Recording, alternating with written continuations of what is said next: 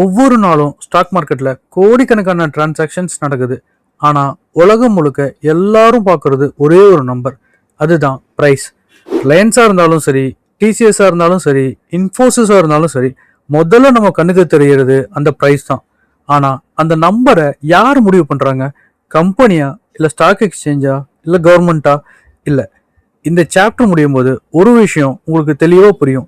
Stock மார்க்கெட்ல பிரைஸை யாரும் உருவாக்குறது கிடையாது, அது தானா உருவாகுது.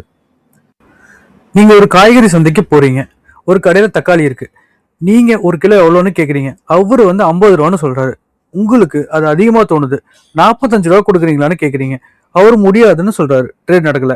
கொஞ்ச நேரம் கழிச்சு நீங்க சரி 50 ரூபா ஓகேன்னு சொல்றீங்க. அவரும் அக்ரி பண்றாரு. அந்த நொடியில ட்ரேட் கம்ப்ளீட் ஆகுது. ஸ்டாக் மார்க்கெட்லயும் இதே ப்ராசஸ் தான். ஒருத்தர் ஒரு ஷேரை 1000 ரூபாய்க்கு வாங்கணும்னு நினைக்கிறாரு.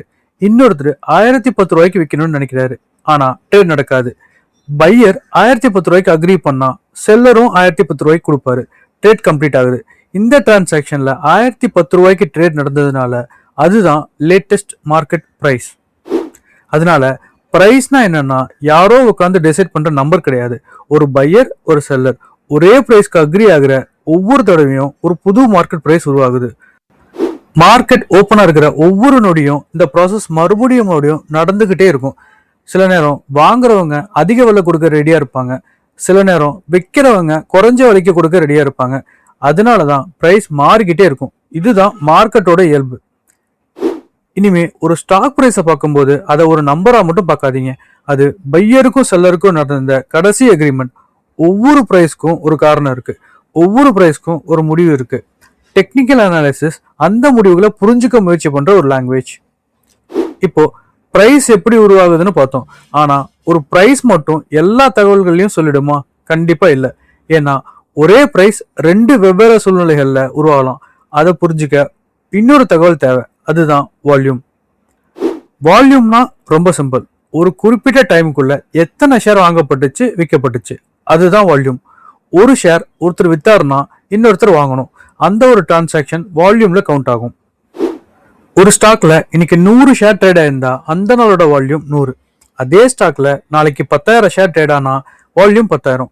பிரைஸ் ஒரே மாதிரி இருக்கலாம், ஆனா வால்யூம் மாறிக்கிட்டே இருக்கும். பிரைஸ் நமக்கு எந்த பிரைஸ்ல ட்ரேட் நடந்துச்சுங்கிறத சொல்லும். வால்யூம் அந்த பிரைஸ்ல எவ்வளவு ட்ரேட் நடந்துச்சுங்கிறத சொல்லும். அவ்வளவுதான். இதுக்கு மேல இப்போதைக்கு எதுவும் இன்டர்பிரேட் பண்ண வேணாம். எப்ப பயன்படுத்தணுங்கிறத பின்னாடி வர சாப்டர்ல டீட்டெயிலா பார்க்கலாம். இப்போ நமக்கு ரெண்டு விஷயம் தெரியும், பிரைஸ், வால்யூம்.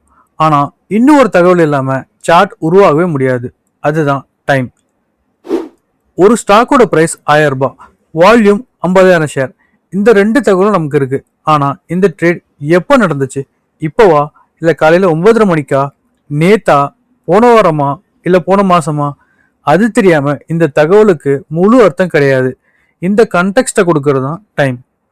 அதாவது மார்க்கெட்ல ஒவ்வொரு நொடியும் 3 தகவல் உருவாகிக்கிட்டே இருக்கும். Price, volume, time. இந்த 3 தகவல்களையும் ஒழுங்கா பதிவு பண்ணா அதுதான் சார்ட். அவ்வளவுதான். சார்ட்னா மந்திரம் கிடையாது, சிக்கலான கணக்குகளும் கிடையாது. மார்க்கெட்ல நடந்த ஒவ்வொரு டிரான்சாக்ஷனோட வரலாறு. டெக்னிக்கல் அனாலிசிஸ்ல நீங்க இனிமே கத்துக்க போற எல்லாமே இந்த 3 விஷயத்துல இருந்து தான் ஆரம்பிக்குது. OHLC, candle sticks, chart patterns, indicators, support, resistance, trend எல்லாமே இந்த பிரைஸ், வால்யூம், டைம் அப்படிங்கிற 3 பில்லருக்கு மேல கட்டப்பட்டிருக்கு. இந்த சாப்டர்ல நம்ம ஒரு முக்கியமான ஃபவுண்டேஷனை பார்த்தோம். பிரைஸ் எப்படி உருவாகுது, வால்யூம் என்ன சொல்லுது, டைம் ஏன் அவசியம், இந்த 3 சேர்ந்து தான் சார்ட் உருவாகுது. இன்னைக்கான உங்களோட ஹோம்ஒர்க், ட்ரேடிங் வியூ ஓப்பன் பண்ணிக்கோங்க. உங்களுக்கு பிடிச்ச எந்த ஒரு ஸ்டாக்கையும் ஓப்பன் பண்ணுங்க. அதுக்கப்புறம் அனாலிசிஸ் பண்ண முயற்சி செய்யாதீங்க. ப்ரெடிக்ஷன் எதுவும் பண்ண வேண்டாம். இண்டிகேட்டர்ஸ் ஆட் பண்ண வேண்டாம். இந்த 3 விஷயத்தை மட்டும் அப்சர்வ் பண்ணுவாங்க. பிரைஸ் எங்க இருக்கு, வால்யூம் எங்க இருக்கு, நீங்க பார்க்கறது எந்த டைம் ஃப்ரேம். சார்ட்ல இந்த 3 தகவல்களையும் கண்டுபிடிக்க முயற்சி பண்ணுங்க. அவ்வளவுதான். இந்த எக்ஸசைஸோட நோக்கம் அனாலிசிஸ் இல்ல, அப்சர்வேஷன். ஏன்னா ஒரு நல்ல ட்ரேடா மாறணும்னா முதல்ல ஒரு நல்ல அப்சர்வரா மாறணும்.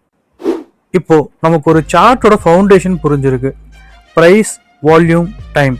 ஆனா மார்க்கெட் இந்த தகவல்களை எப்படி நமக்கு காட்டுது?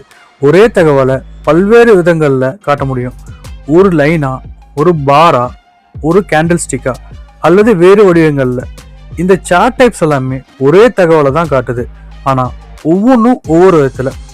அடுத்த சாப்டரில் இந்த சார்ட் டைப்ஸை ஒவ்வொன்றா புரிஞ்சுக்கலாம். See you in next chapter.